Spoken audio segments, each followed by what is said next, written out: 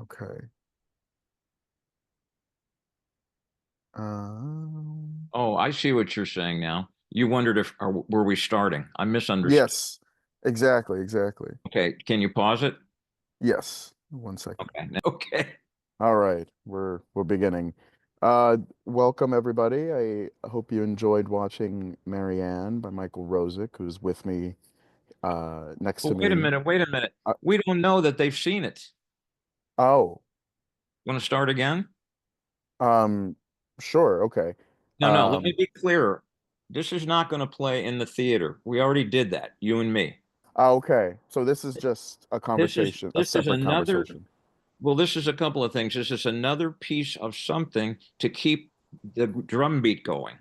And Okay. it's also the first time that all these things that are on our minds will ever be talked about. So I'm going to put it on my Twitter feed and keep pointing people to say, go to Eventive and watch this. Go to Eventive and watch this. The last and only other interview online was me and Nick in August. It's old by now. This is right off the griddle. So we don't know if they've seen the film. This may be preparatory to them seeing the film or hearing about the film. So we got to start with that in mind. Okay. Got it. Well, I'll just introduce myself then as I'm Carlos Valladares. I'm a writer. I write criticism of various sorts and essays and whatnot. And I'm very excited to be talking with you, Michael, the creator and writer director of this very wonderful, very strange film, Marianne, with Isabelle Huppert, um, or starring Isabelle Huppert. Um, and I wondered if we could speak first about the genesis of the film style, which really captivated me in the sense of how direct it is, but also how slow it is and how deliberately slow the pacing of the words that Isabel says, or rather Marianne says, is. So I wondered if we could start there and like how you came to this style. And like, correct me if I'm wrong, but this is your first film as well. So I think it's really interesting to be, this is like a kind of flourish of a stylistic announcement in a sort of way. So I wondered if you talk to me about your how you came to the style and just generally your ideas about style, because I know how much of a deep cinephile you are as well, which we could get into later. Um, but yeah, the style of the film. Well, I think it's the style, the slowness comes from a very pointed desire on my part for the audience to listen and understand the film. Now, you noticed that I didn't say see and understand the film. And this gets back to something I have said before that McLuhan said that television, composed as it is of pixels, is not something we really watch, but we hear more than we watch in physiological terms. And that's been completely unexplored by the film industry. I don't know how true it was when it was, you know, X number of frames per second, but it takes on more meaning now in the age of digital video. And I know with the thousands of films I've watched, and I think back to what was going on when I was watching the film, I'm never thinking afterwards about what I saw. I can barely remember what I saw. I remember not even really seeing what I saw. I remember it just whipping past me. But what I do remember is something somebody said in the film.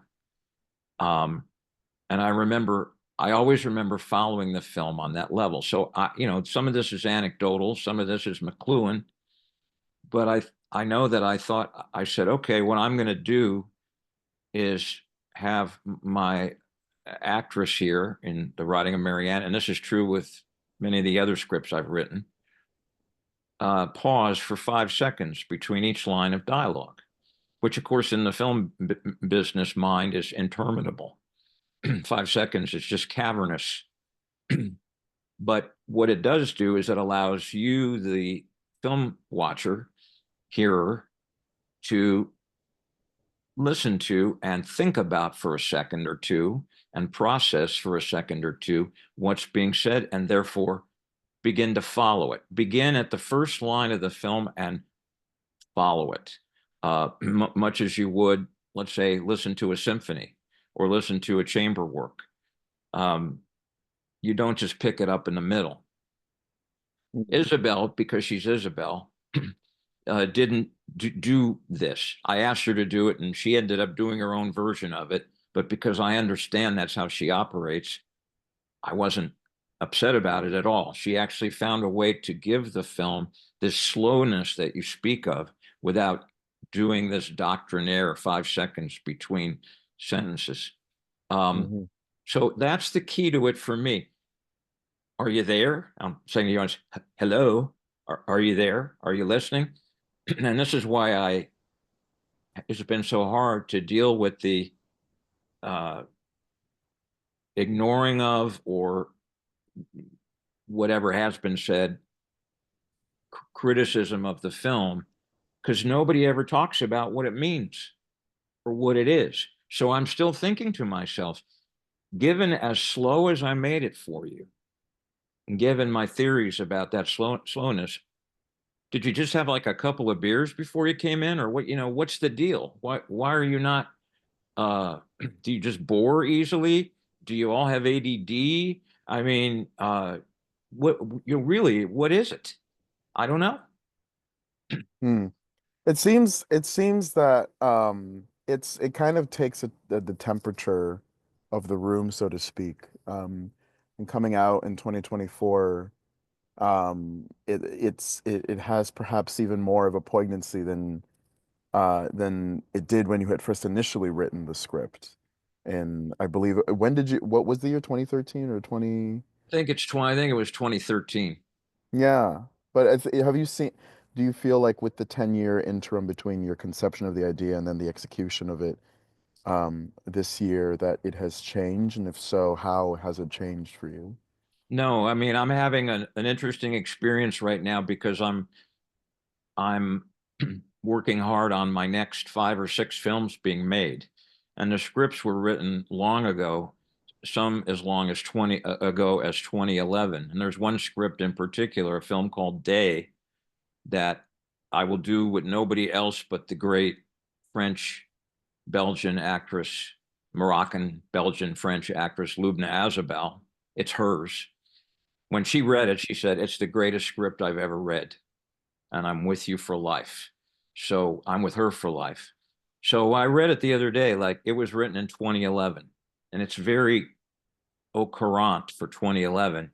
And I had to make a decision because the film industry's prevented me from making films for 13 years, other than this one, Marianne. If I ever can make Day, will I update it to the present or not?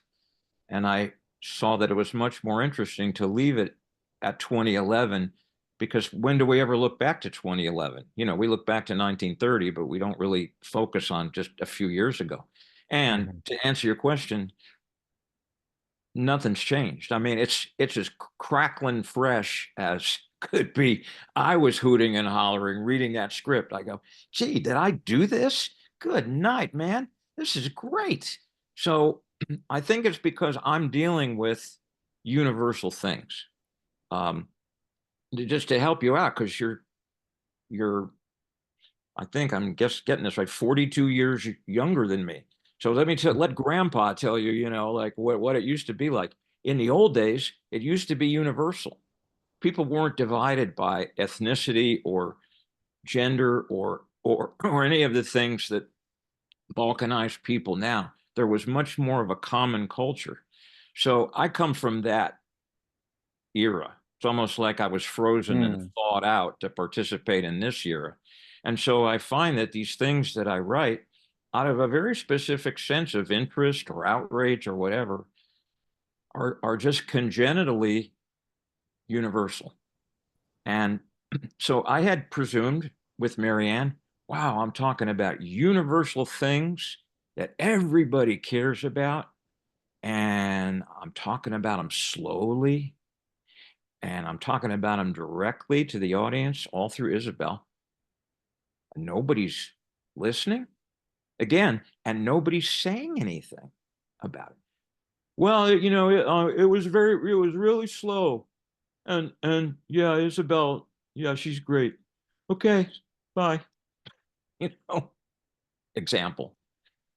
Am I answering your questions? Yeah, yeah, yeah, totally, totally. Yeah. It's interesting listening to you then like I think looking at the film itself and I think picking up your voice within the film is like how this kind of your very alluring confidence in in what the film is saying and what it means is very inspiring and interesting. I detect also a little bit of kind of like John Cassavetes type, um, like that kind of assuredness, which is a perhaps rarer and rarer Well, nowadays in terms of. maybe I've said this to you on camera before, but the whole basis of Marianne is the book, my reading of the book, and it's inspiring of me, the book Cassavetes on Cassavetes. Mm, The whole reason the word real appears in Marianne as often as it does is Cassavetes, you were just doing it with your hands. That just wanting mhm, there to be something real in a film, which mhm, does get back to the Lumiere story that Isabelle tells. The first Lumiere film was real. The second Lumiere film was scripted, and as she says, dishonest as hell. So, and that's an insight I got from Pedro Costa reading one of his speeches. I'm interested in the real. The real used to be, Cassavetes was working in a world of universals rather than a balkanized society. He predated the balkanized society, but his big beef was, why can't you all be real? I'm now living, and that was my beef too. When I saw his films at age 14, I said, yeah, everybody around me is so unreal. Why can't they be real? Today, I'm in the balkanized society. It's the same thing. I'm with people that know just different balkanized ways to be unreal, but they're not any more real. They're actually less real because so much of what they say is programmed and and and prefabbed, and as far as I'm concerned, the product of a kind of brainwashing, um, they become less real. So when you bring up Cassavetes, there's a great moment in one of the interviews on maybe French TV with Cassavetes where he leans back in a little just dinner table chair, rocks back on it, and does this great thing. And he says, no, no, anything but a new experience. No.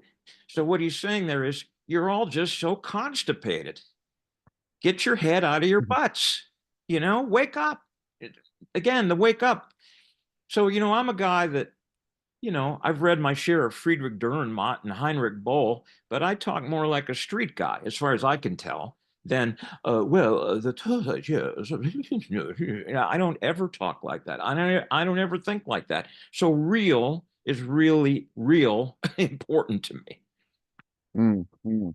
Yeah, and also I suppose independence of mind, which I mean, in that sense, I would agree with your kind of prognosis of the present. I think, especially in this country, there's a sense of people wanting to receive narratives instead of trying to create them on their own. And when I say narrative, I don't mean like, Hollywood narrative or like what Hollywood would have told us that tricks us into thinking is narrative, but something a bit more elastic and mysterious, like the kind of narrative that I see weaving in and out of your work or in like, Mike Lee or even Cassavetes or any of these sorts of people. Um, there's not really a question there, but I don't know. Like Okay. yeah. Well, I mean, that's what I'm asking. Why is that a film like such as Marianne, which is so strongly communicating on so many huge subjects. I'll just really make some good friends now. So I think about what I like to call the Brooklyn or Lincoln Center crowd. They're all Lincoln Center film crowd. I mean, they're all slobbering over the same group of films and the same group of retrospectives, and they're supposedly super well educated, maybe speak several languages, very appropriately worship Isabelle Huppert, definitely view her as a diva, as an icon. Why have they just A, ignored, B, completely crapped on the film? Why? This should be their meat and potatoes. Uh, Given the way they position themselves in life, on their tweets, in their blogs, in their reviews, you would think with all this kind of art house welter of stuff that's come now in the last few years, where the barriers between foreign cinema and American cinema have really broken down, and the whole thing's become one, and it's just like adventurous cinema versus non-adventurous cinema. There's nothing more adventurous than Marianne. What's the problem? I don't I mean, I can guess. I've written you emails in which I've said, here are my 6 reasons why I think people hate it so much, but we haven't really talked about it, which is what we're doing now. Hmm. Hmm. And well, I mean, part of the reason is, I preface this by saying I hate to presume what someone would think about this film or like what the reasons are of like them, not vibing with it or disliking it or whatever. But with that said, I think one of the reasons perhaps is that it's so, um, it is so what it is, like it's pretty clear about its aims, and maybe a lot of people are they're afraid of that kind of clarity, perhaps. So Seems that way. yeah. It seems that way. And by the way, don't be afraid to criticize me or offend me in this discussion, because I really want to know what you think. Like if I said, "Hey Carlos, why don't people like the film?" and you said, "Because it's you, Mike, because you suck." I would listen to that. It's like, wow, Carlos said I suck. I don't Man, I think, I mean, gotta I look don't in the think it's mirror, that. man. It's all these different things, I think. I mean, distribution and trying to aim at the quote unquote right people or the ideal audience that could present the film in a different context to larger audiences. But yeah, there is a sense of, you know, to use this kind of wishy-washy kind of, vaguely liberal Orwellian word groupthink, that has amassed that always exists, has always existed, that in various guises across uh culture, like it's 20th century film culture. And I think we're still struggling with the idea of what even a film is. Like what can a film be, or what should it do, and how can it communicate with a large, or like even what is cinema, this weird thing that would presume that you would see like shadows on a wall, and you become connected with these fake people. If you're watching narrative, you can become connected with these fake people that don't really exist but are being played by other people who do exist, and somehow that has a relationship to where what I'm how I form myself and how I form my idea of aesthetics and politics and ideology and living and hope and love and all these things that define uh who I am and who I am in relationship to society. And I think, one of the reasons I really do adore the film is that I think it's a very new sort of experience of that has, it's and I keep going back to the image of you as like a cinephile, and watching and knowing your taste and knowing your kind of the things that you very impeccably love, and then seeing this film, which would seem, and that's why I started with the style question. It would seem to be kind of, when you can like it all just kind of blurs into one kind of shot, or like a Lumiere type shot, or like that. It feels like a kind of a sort of encapsulation, sort of in your desire to create some sort of universal. It becomes what we see in Marianne, and probably what we'll see in your future works. Well, I mean, I spend, as you know, I spend in the two films a day I watch generally. I watch mostly narrative films because there isn't anything else. I mean, 99.9% of films going back to the beginning are narrative films. So what am I looking for in those narrative films? I'm looking for real. Well, what is real? Can be many things in a narrative film. It can be, I just saw a film I'm glad I can mention that when you talk about hooting and hollering, which is one of my new pet phrases, thanks to you. Uh, um, there was an album on Blue Note, the fairly unknown saxophonist Fred Jackson. It was called Hootin' and Tootin'. So well, could Oh, yeah, yeah, yeah. you? So anyway, Yeah. Hmm. yeah. So I look. This film I'm going to mention is the third version of the third film based on the Somerset Maugham novel of Human Bondage. It's the 1964 version film by three directors. Henry Hathaway, who quit right away and so really had no mark on the film. Um, Brian Forbes, so underrated, such a genius, Oh, yeah, yeah. who I wrote the love script. I love Yeah, his work. Seance on a Wet Afternoon. yep, yep. Wrote the script and then directed for a minute because I couldn't find anybody else. And then this really interesting director named Ken Hughes, British director. So, but the cinematographer is Oswald Morris, who is one of the greatest cinematographers in history, Mhm.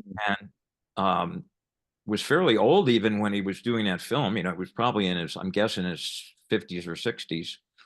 Mm. And that camera is moving like crazy.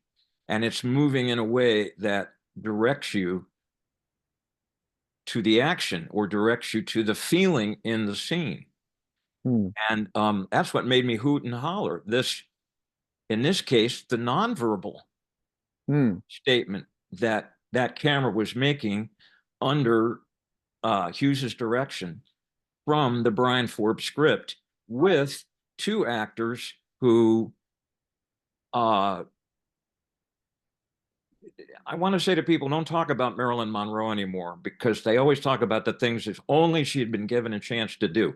There was somebody around at the same time who was actually doing those things, and her name is Kim Novak. Kim Novak, yes, yes. Exactly. You just like Yeah. watch Kim Novak in this and keeping right up with her, Lawrence Harvey. So uh, this is a film that is it's all about Renoir's great dictum.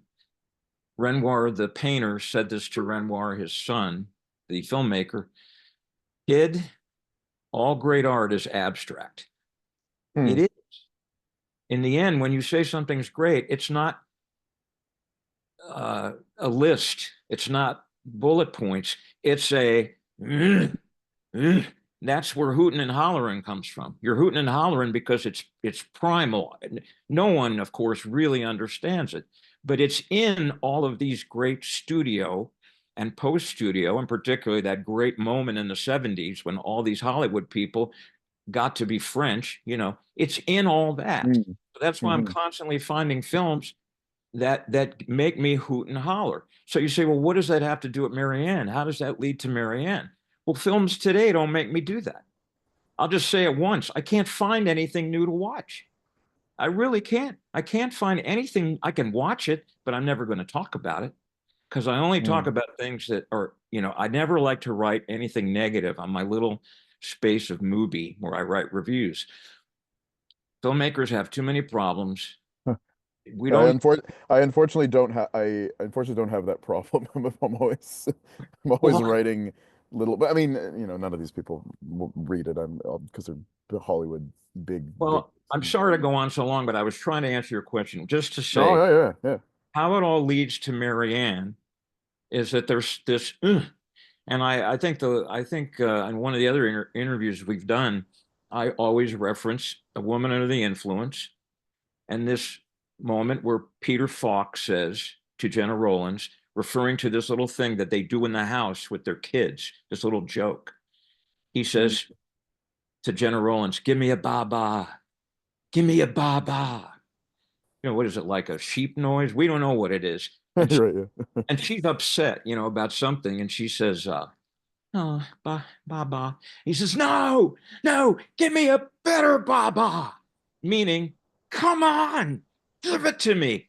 That's what the films that I watch that are narrative can give me, and they can do it through the script, the DP, the actors, the director, various things. It's Right. different every film. So that's how finally in Marianne, I thought, let's talk about all this.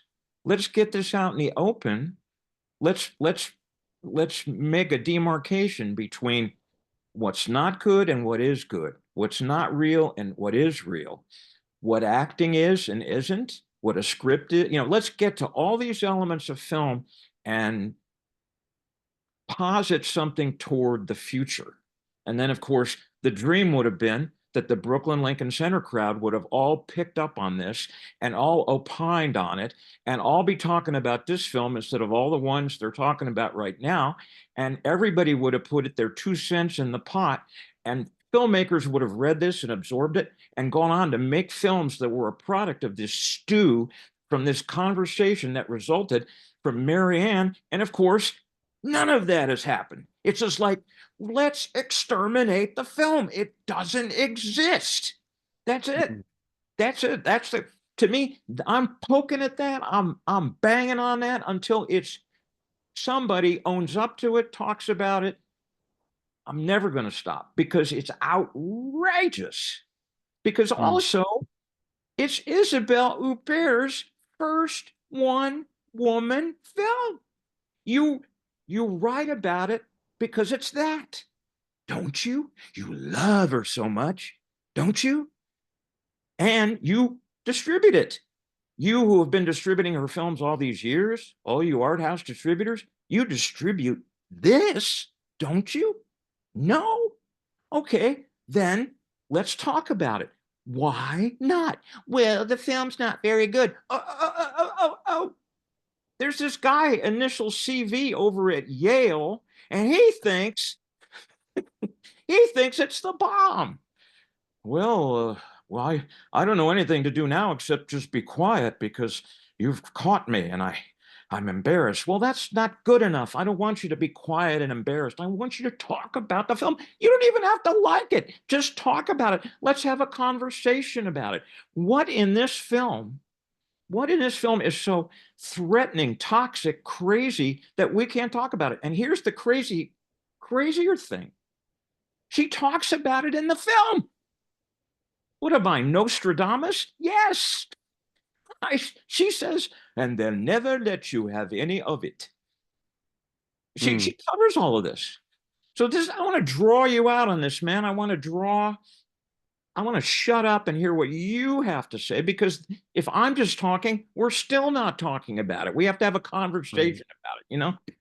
Well, I mean, I will say, I mean, for my part, I and the others that I've introduced this film to, like we talk about it and think about it a lot, and we're creating films right now that are under this inspiration of it, and I think that in that sense, like to show a film is one thing and to exhibit it in many, like I'm not saying anything that you don't know, but like to exhibit it at many theaters all at once while you know, the mark of a kind of success doesn't always equal like a real like moral or like philosophical success. Just because we can see a Nora in 100 theaters doesn't make that film any more worthwhile and interesting. It's simply that they have the bigger budget. So I feel like you, in that kind of, you know, the classic, if not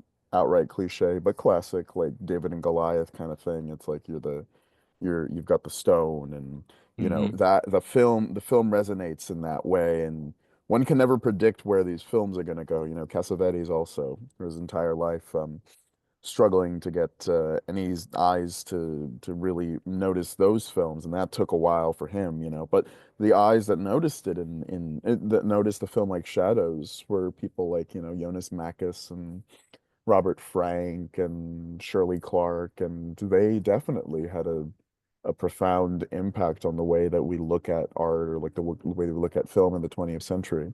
Um, you know, I guess I also wanted to get into the space of, you know, you mentioned Isabelle Huppert, and I think this performance of hers is really a quintessence of her acting and of her existence, because she's so stripped back, you know, all of the things that you know, and it's rare that an actor is able to be given a role like this, which would seem to be not that taxing on them, but in fact is somehow even feels more taxing than if they had to go into like the actual, like, you know, the duds of a character, you know, and reveal themselves through character. You know, you have again that kind of direct relationship to her, and I feel like she is actually speaking to me and like all the particular things that have, you know, that I've been thinking about, and for my particular position, and is able to communicate effectively in that way. So I guess also like um, where you see, I mean, I'm just interested in like what it was like working with Isabel, and in that regard, and if you ever had conversations about the peculiarity of her role in that regard.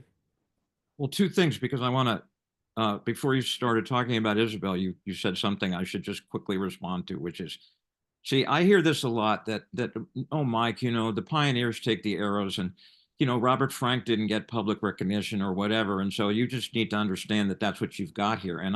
And I say, yeah, well, I get that history would suggest that, but my question is still going unanswered, because it's not that I want necessarily the film or expect that it would play in hundreds of theaters, but what I was expecting, and I will double and triple and quadruple down on this, is that the chattering class, who pride themselves on intellectual inquiry, there's about maybe 100 people between their own blogs and the film press and all the places that you know, the Criterion Daily mentions when they link you to stories, and that world that you're really in. What is the problem with that world not taking this film seriously?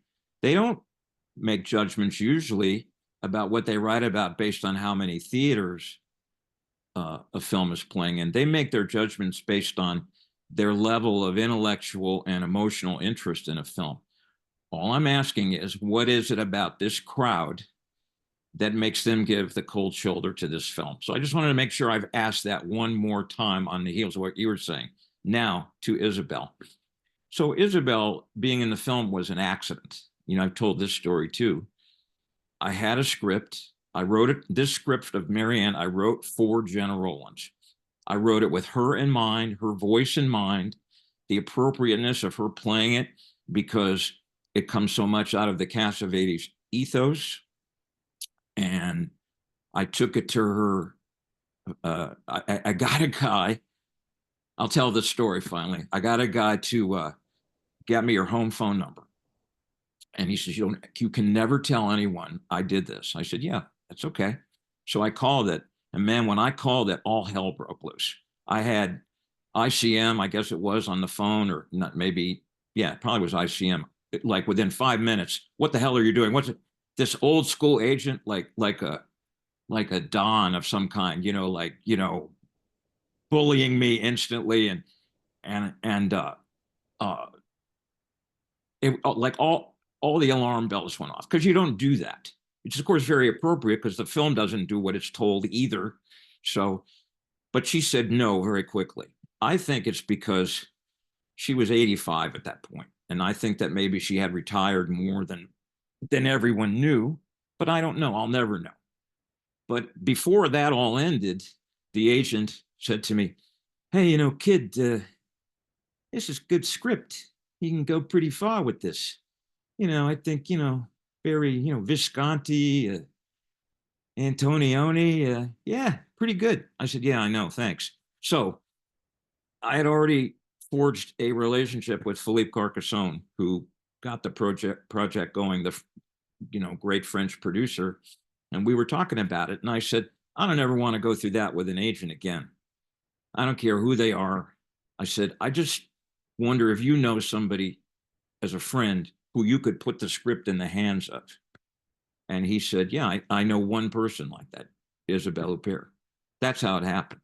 So it made sense, though, because she's in interviews said that she's not an intellectual. That's a lot of hooey to me. I think she's really an intellectual. She doesn't want to, I think, absent herself from any commercial activity because people think she's an intellectual. Um, the fact that she read it and wanted to do it, that you're asking me, what was our interaction like? That was our interaction, because she's not gonna chat it up with you. She's not that kind of person. Her actions speak louder than her words. So Philippe gave it to her on a film he was shooting with her, probably a film by Anne Fontaine, Philippe's wife. And we waited like 3 months, and she said, "I want to do it. Ask Michael if he'll come see me in either New York or Los Angeles." And New York is like where I'm the most comfortable. So I went to see her in New York, and I got on the airplane thinking, well, she won't, who knows if she'll do this? This is quite a test. And in the first 20 minutes I was with her, I said, "So you're going to do the film?" She says, "Of course I'm going to do the film. Why would I bring you all this way at your own expense to talk to me if I wasn't going to do it?" And I thought, well, that's what I thought. But I mean, nobody said anything. And then we just talked. And, I don't think that necessarily, let me just, so many things in my head. Because you're asking, I'm sitting there in this lobby of this hotel where she's staying in Soho, and she finally comes around the corner. That moment when you see her come around the corner, when you've lived with this screen presence for 20 years and seen 25 of her films. I mean, it is like people say about movie stars, that's Isabelle Huppert standing in front of me in this lobby. And then we couldn't find a place to sit. So she and I go all through this hotel. She's just a trooper, to find a place to sit. And then we sit down, and we have, I think, some issues over language that were cleared up. She misunderstood me on a couple of things. This is kind of funny. She said, "Of course, you have seen The Piano Teacher." I said, I'm not sure if I've seen it." And she said, "What do you mean you're not sure?" She said, "If you saw it, you would know." So I think I'll say, but what I was thinking of was the pianist, and I didn't want to mistake either the pianist or, okay, there's the Adrian Brody pianist, and then there's the Jane Campion, the piano. So I thought, Right. I don't want to be wrong. I All don't, these piano movies, yeah, yeah. I European don't, piano movies. exactly. I don't want to say the wrong Feeling. thing. So that's all I was doing. But she couldn't understand that. I think being French, those of you who understand what I mean, understand what I mean. Being French, it's like if you always have a choice between being imperious and piqued and not being imperious and piqued, if you're French, you'll always choose the first choice. So it's like, I said, no, no, no, I wasn't trying to offend you. I'm thinking, how could I have possibly offended you? But we worked that out. And then we talked some more. And then she went into a thing where she said, again, I've mentioned this. Nobody seems to ever say a word about this. She compared me to Bob Wilson. I mean, Carlos, you know what that is? Being compared to Bob Wilson? Give me a break, man. Is that good or is that bad? I think it's pretty good. And she was saying, this is like the stage work I do. I mean, I can relate to it. And she mentioned another playwright whose name I'm sorry I can't mention. I can't remember. But I knew then that she understood. She wasn't asking dopey questions or making dopey observations. And so I go right back to she's very smart and very cultured and full and rich in that way. And here's another last thing. So at the end of like close to 2 hours, she said to me, do you want to come to wherever it was? Maybe it was Film Forum that night to see my new Hong Song-soo film. I said, nah, I Oh, I I don't want to. I said, I used to live in New York and it's my town and I haven't been back here in 20 years and I've already got dinner reservations here and then I'm going to go hear some music and she just kind of looked at me like you're like the boob of boobs, man. Isabelle Huppert asked you to go out, and meet her at her thing and hang with her. I just couldn't do it, So when you say like I'm my own guy, yeah, I'm my own guy. What can I say? I also felt we had talked through everything and she understood. So we really didn't talk much at all for another 2 years until we finally had a call like this right before we shot the film. And she said I hadn't really looked at the script in 2 years, and I looked at it again, and I just was blown away. And right away again, she brought up Bob Wilson. So she's always said, I do not play characters.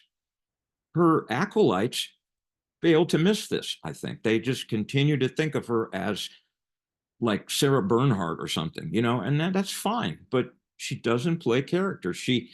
My way of putting it, whether I'm right or wrong, is that she takes in the substance of the film and turns that into a performance that she has in her mind that she is determined to do, whether the director likes it or not. right.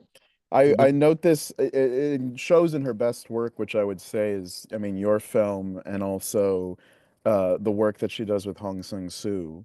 I think she has a different type of relationship with her body and with the people, like the world around her, with reality that is more direct in those films than in other type of, like the type of Paul Verhoeven, Michael Haneke type, the extremist type performances, which has become very, well known for. But there's something mysterious, more mysterious going on in, I think, in those four films, Marianne in Another Country, Claire's Cameron, the one that also came out this year, Traveler's Needs. I think there's a more within your films, and it's really starkly laid out in your film in particular.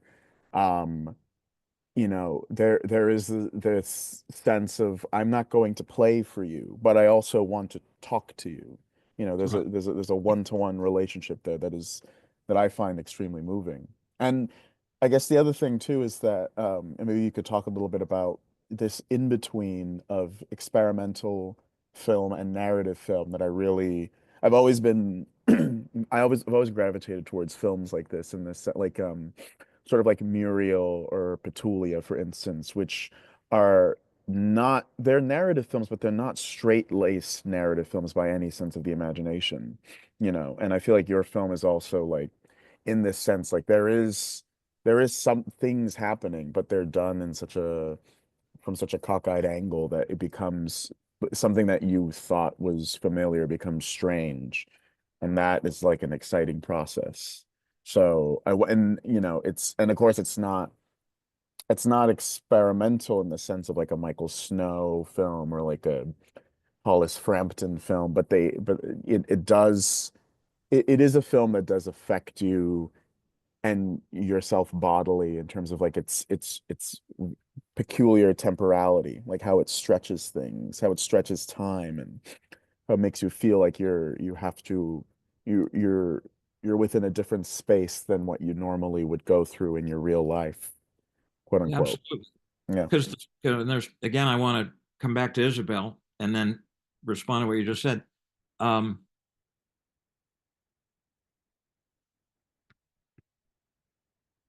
Paul Verhoeven has said that Isabel is a totally Brechtian actress. He said that in the press that he did for Elle. If you see Elle, it's a big mistake to consider it a narrative film. Totally. I totally agree. Yeah. Yeah, and it's a film in which seemingly crazy things happen on the screen in the service of some ideas that Verhoeven wants to get across. That's what Brecht used to do. Brecht had an idea, uh, usually a Marxist idea, because he was a Marxist, and he would create a seeming entertainment, but the seeming entertainment's sole mission was to communicate something intellectual, political, uh, to you. That's, I think, how Isabelle approaches her work. And uh, so, uh, Yeah, we could really talk about the Brechtian elements of your work because I definitely feel that presence and that influence. and that's because all the writing I read for years as a kid, from very early on, from 6 years old on, was all by authors who I know were all completely influenced by Brecht. Everybody was influenced by Brecht. I mentioned before, Dürrenmatt and Boll to John Barth. I mean, all of them. They have this tone, this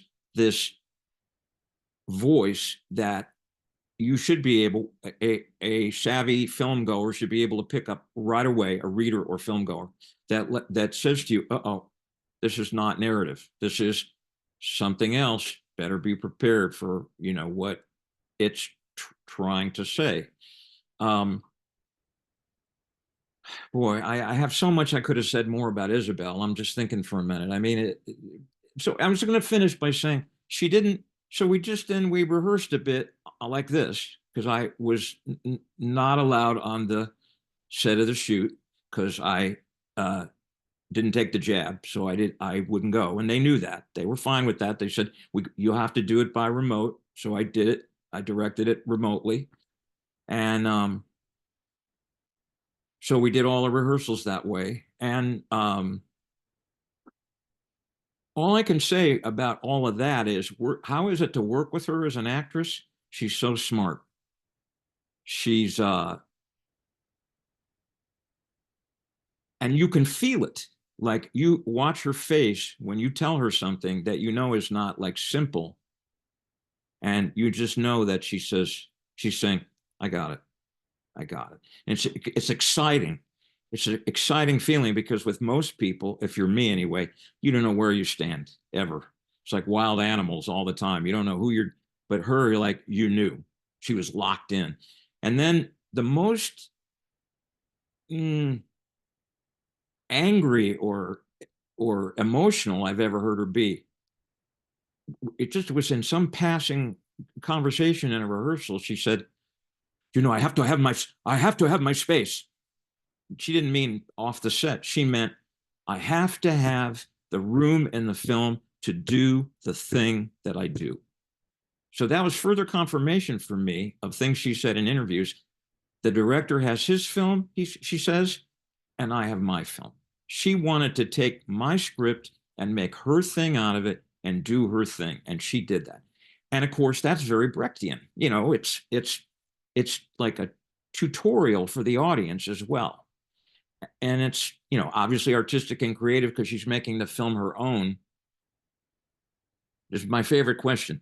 Am I making any sense? Am I getting through to you? With you asked about Huppert. Have I said some things about Huppert that tie in with what you're thinking about Huppert? Yes. Okay. Totally, yeah. Okay. So the thing you were saying, you were thinking about experimental. I just think the word experimental needs to be banned. I really do, because the minute you call a film experimental, it's like saying this is the death warrant. No one's going to be allowed to see it. Stop it. Stop it. This is not an experimental film. You put it well. This is not a Michael Snow film. God bless Michael Snow or whomever. But they didn't have Isabelle Huppert in it. Isabelle Huppert is still a mainstream actress to some extent. She's in mainstream films widely released all over the world. She's been in narrative films her whole life. She talks to you. You can see her. She's gorgeous. She's the world's greatest actress. That's not an experimental film. That's money in the bank. So here's the situation we're in. If we deviate in one way from the norm, Film is banned. Film is banned. How do I know that? It's happened to me. Blackballed, banned, exterminated, ignored, vilified, crucified because it was not the standard film. Okay, so let me ask this. How do we go forward into the future in film if we always have to make the same film over and over and over again? So part of this dislocation you feel in the film, when you think of a bridge with all these structures in it, and you take uh, some of the girders out, the whole thing starts to look pretty funky. It may still be standing, but it's very different. It's like becomes like a Clay's. Okay, it's real simple. Clay's Oldenburg. Everything he made hard was hard, and he made it soft. The sculptor, those of you who know his work will know. That's what I did with Marianne. I said, what if we let this fall away and let this fall away and don't do this? That's what our first meeting, Isabelle, myself, and Philippe Carcassonne about the film before filming was like. So, of course, you're going to do this. No. Well, then, of course, you're going to do this. No. Well, but surely you're going to do this. No. They were like, what? But that's why you get this wobbly feeling, good wobbly that you get watching the film, a sense of disorientation.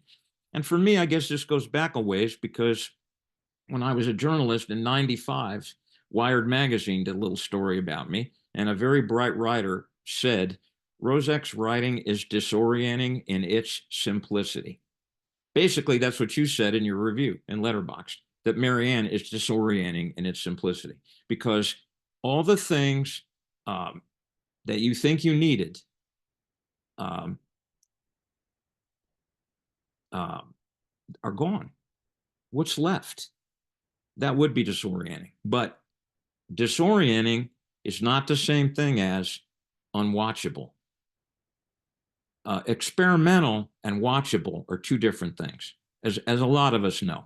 I mean, let's just say it. I mean, I'm not knocking anybody so-called experimental, but here you've got one of the world's most gorgeous women talking to you for 90 minutes about important things. That is not dots and dashes on a screen.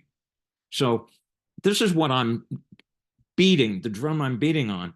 Where are we going to go if the Brooklyn Lincoln Center crowd doesn't get this, doesn't see in this what needs to be seen? Where are we going to go if people who really know their film, somehow this film is veiled to them? That's a question I'm still asking you. So anyway, you said you see it this way. Yes, it is this way. It's meant to see what would it be like if we didn't do all these things. And I now can say this in a more temperate, in a temperate way. There was quite a bit of stress during the shooting of the film and afterwards, because even the people who had been with me for nearly 10 years to help me make this film, God bless them, they didn't understand it, as far as I'm concerned. And I should know because I made the film.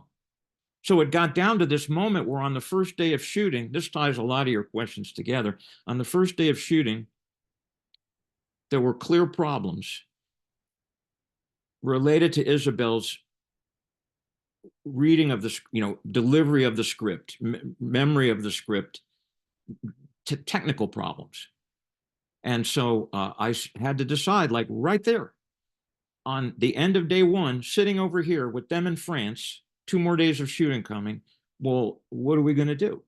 And I thought, put the script in her hand, which, of course, thematically completely expresses the film. It deconstructs the film even more. So at first, even Isabelle was freaked out. Like, how can you do this? And Philippe, to his credit, really explained it because I explained it to him.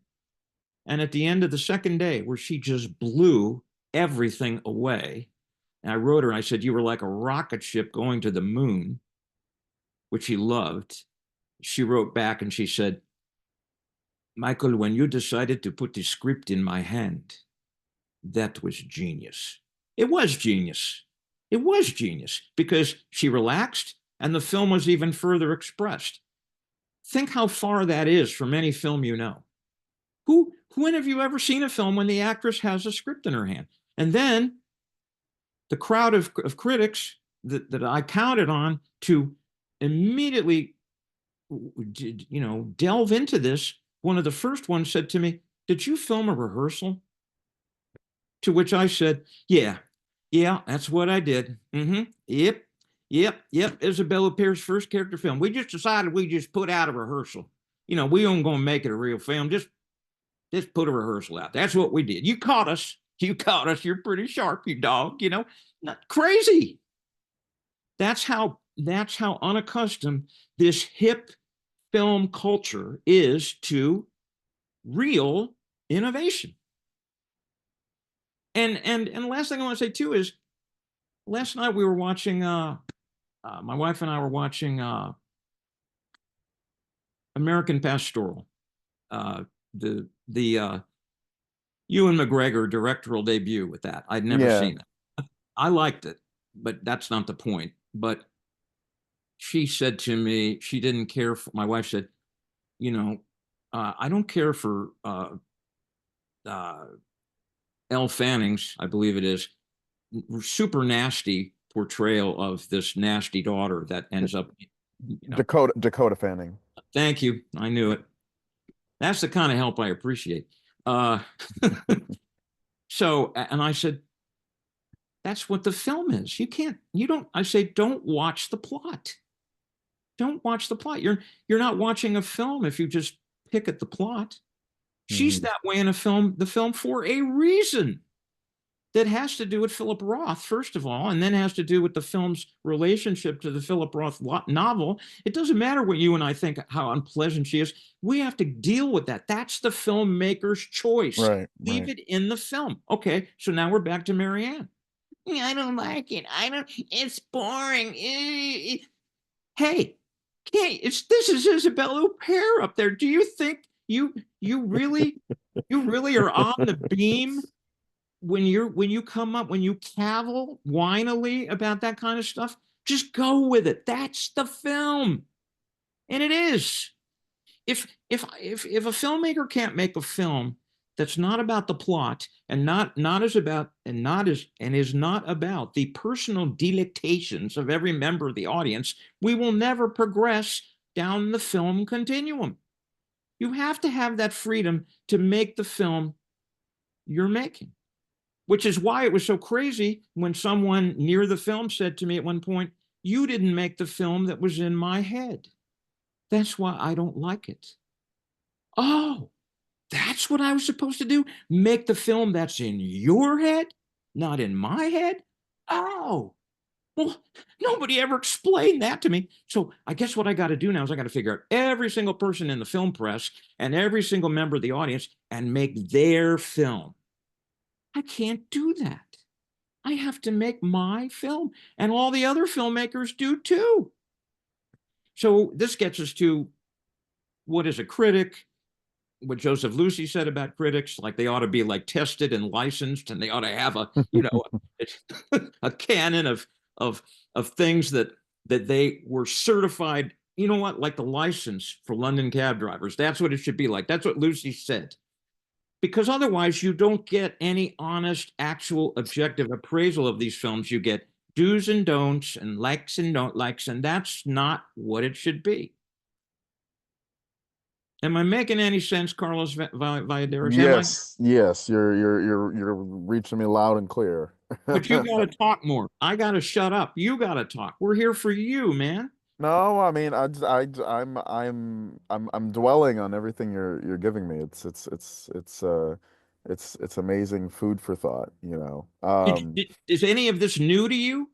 No, I don't, no, not at all. I don't think so. I think, you know, it's interesting because I am engaged by ideas and I'm moved by emotions, and I'm like I like to consider myself also a pretty, even though I've read a lot and I've written a lot, and I have very particular readings of things, I like to consider myself a very simple person at the end of the day, really. Like I like that I there's something that if it just it moves me and it has an immediate relationship with me, and it has a perspective, a vision that is different in whatever way it is. I'm all for it, and I want to nurse that kind of energy and that kind of vision more in the world,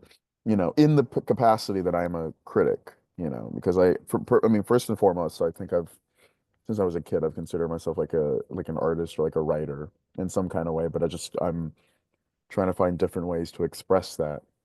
And as a critic, I feel, you know, yeah, I mean, I resonate with that. I wish more artists developed some kind of critical acumen. I wish that more critics were a bit more playful and in the way that they see films, the way that artists see films, and not just, take it for granted, not just take things like plot for granted and like um let their reading of a film or like the health of a film culture be defined by the stories that are told and whose stories and all this thing, which is important, but just as equally, and honestly, most of the time, if not more important, is how that story is told and how that story is communicated, if there even is a story, which there doesn't have to be, and if you're a critic, you've done your job right, you've tried to expand your possibilities of what cinema is, and I think your film does that. Well, I mean, you just said basically, to paraphrase, the critics are still by and large focused on the plot, story, plot. And what happens if you put out a film where you just remove the plot? Maybe I'm going to answer my own question. Maybe that's why they have treated the film the way they have, because it doesn't have a plot. And they're all like jonesing, that they don't have a plot to follow. I don't know. But if if you think that life is just plot, I mean, you're living in a fantasy world. And actually, someone else who saw the film the other day said to me, "The reason I don't like your film is that I love fantasy more than reality." And I felt like saying, "I think you should go see somebody, really, because as my mother used to say, life is earnest, life is real." Or as Ed Lotman said to me once, "Mike, films aren't real." So now we get to the difference between real and realistic. A lot of films today, they look realistic. They have every set design element in place. And people who were reviewing, I read today, McGregor's movie of American Pastoral, I think in the main were criticizing it because they didn't feel it was realistic enough. And it never looked realistic to me. It looked, as I said on Mubi, I said it looked to me like the Hollywood films that were more or less melodrama, and where you could never take the story seriously, but you saw that the story was standing in for larger forces. Like Douglas Sirk is a great example. Ophuls is a great example. There's a million examples. So I Strangers think when we that, meet. yes, yes. And I think um, uh, McGregor there understood that. How are you going to get this delicate, sprawling Philip Roth novel onto screen? There is no way. You can't get a book onto a screen. They're two different things. So you have to try to figure out what is the book and then put it on the screen in a way that that bookness is communicated. And he went big and melodramatic and not realistic, and I think he got that done. So this is a manifestation. This is an example of what I mean when I say you cannot pick at the plot. You cannot follow the plot. You have to look at the film. What's the difference? If you don't know what the difference is between the film and the plot, you shouldn't be doing criticism. You got to go back and study somewhere. And that's why Marianne is a film without a plot, because I had counted on people to appreciate that difference and be super intrigued. Wow, the best films seem to transcend plot. What if we had a film that had no plot, but merely a sequence of events? It's funny too. I Go ahead. remember Go bringing ahead. this up to you, but the detail in Marianne of the box set of Yeah. Some Like It Hot in the background. I Total thought that was accent. I know, but that I love that's a perfect detail in the sense because you have there then, you know, an icon of what many consider perhaps rightfully to be the ultimate perfect plot, you know, the ultimate Mhm. Hollywood plot. Everything that you could have possibly done in like a comedy to engage as many masses at the same time as possible, kind of consolidated in the genius of Billy Wilder. And then we get the rapport between Isabelle Huppert and us and you, and that is another type of genius. That's I think that's another type of uh, relationship that breaks and challenges us as much as Some Like It Hot seems like a kind of classical apotheosis of something. You know, it But let feels like me a let me passing of add the this. baton. When you think of Some Like It Hot or any number of other Billy Wilder films, all masterpieces. Oh, he thinks Wilder made some masterpieces? Yeah, because when that intricacy that you speak of for 90 minutes, it's so everything's so tied together, it's so masterful, it's so plotted. What though is the end result?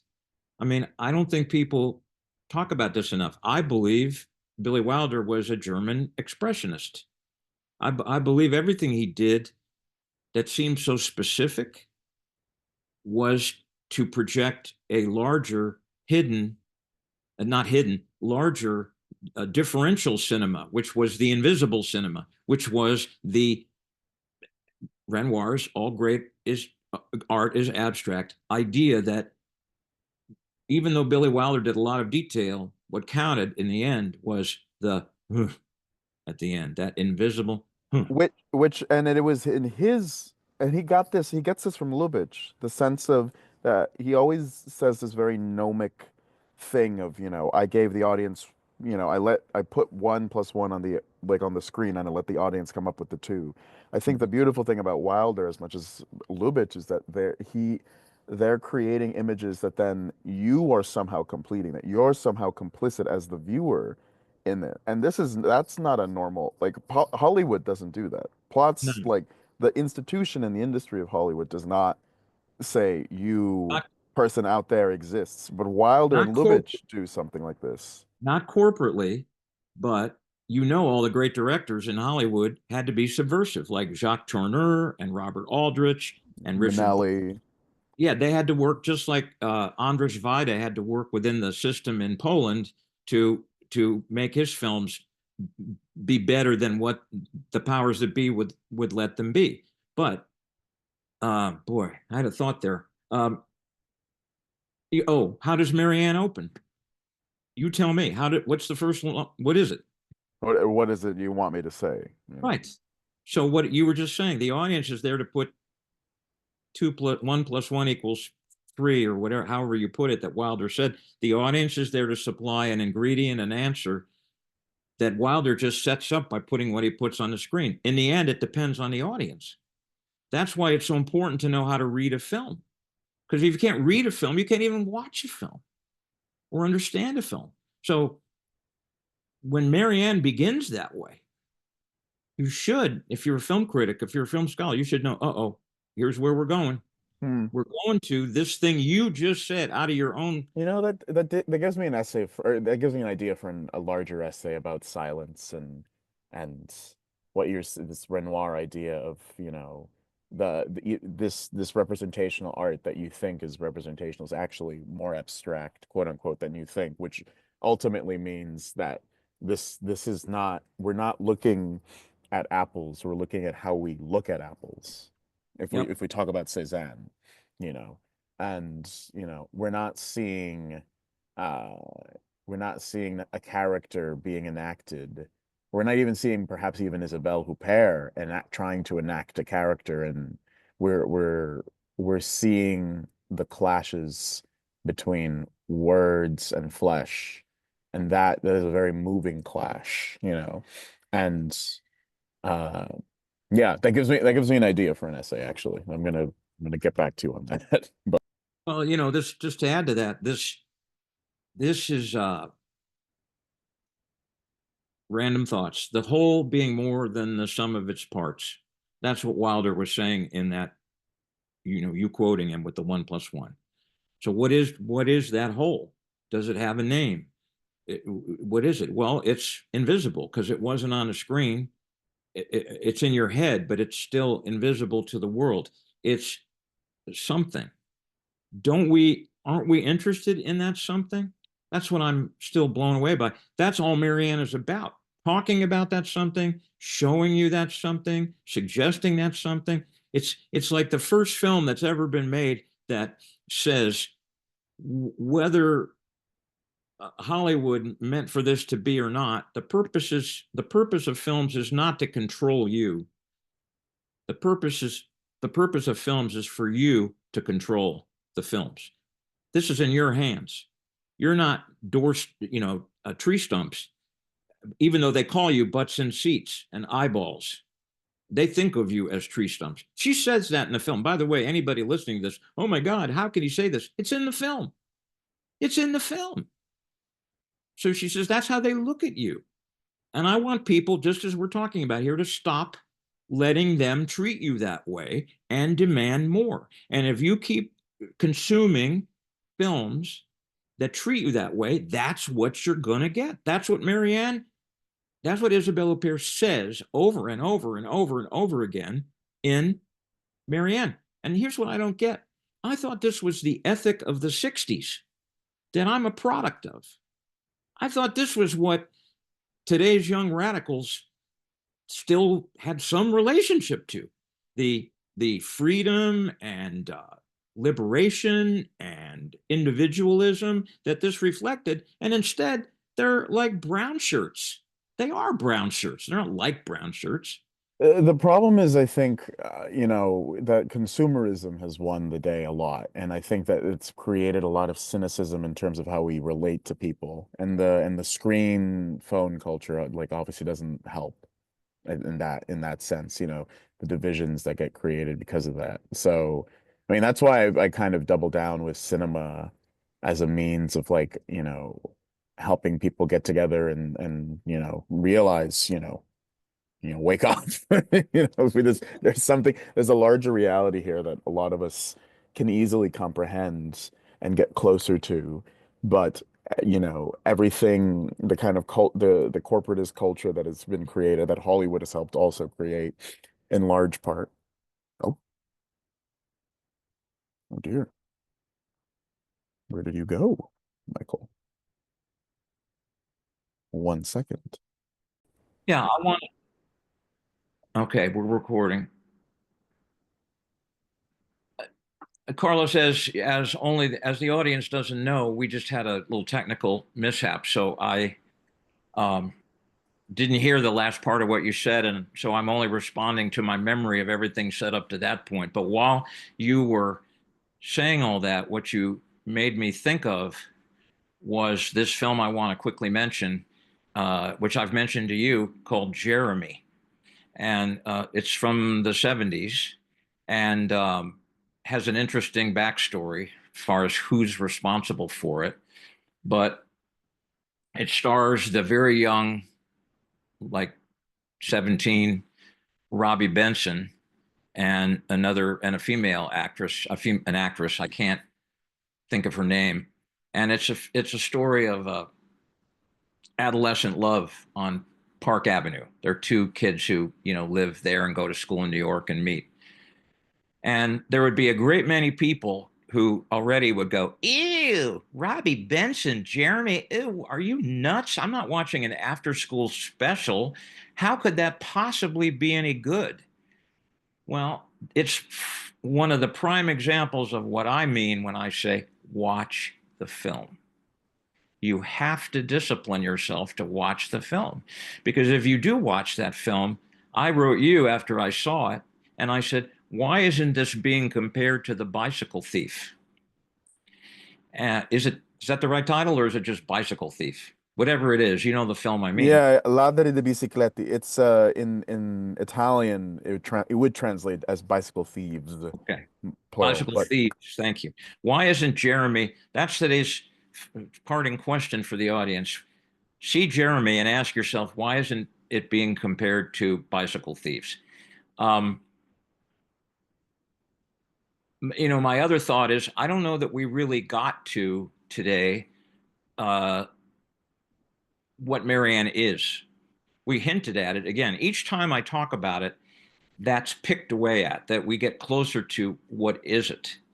And I'm hoping that if we talk again, which I'm sincerely hoping we do, we could go through the film in terms of what's said in it, uh, why it is the way it is, why it has these three sections.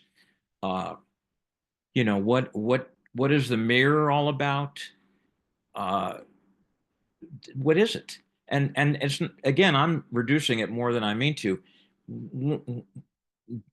David Letterman and Paul Schaefer used to do a bit on Letterman where they would have like a girl come out and have a flaming hula hoop, and like dogs barking at her, and she'd have pastrami on her head or whatever, and they were supposed to judge this and say, is this something or nothing?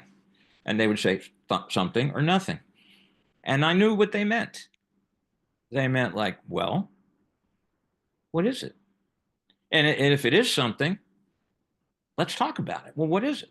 I mean, so the feeling I get now, with I'm going to mention quickly, Marianne is starting a new life in 2025 because the truly amazing Nick Newman from the film stage, who is also a freelance programmer, is going to book it all over the country.